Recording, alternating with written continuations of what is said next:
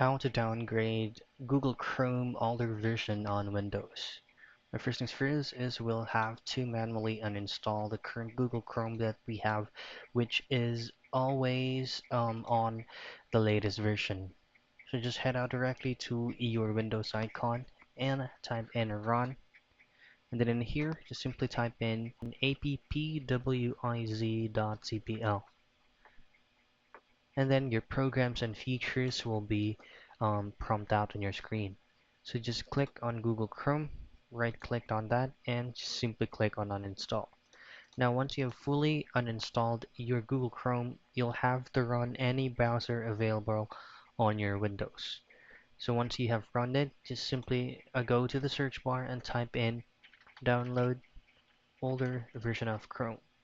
Now usually up to down platform will pop out on their first results. Just simply click on that, and then here you have multiple options to choose whether which is going to be the exe file that you will be downloading.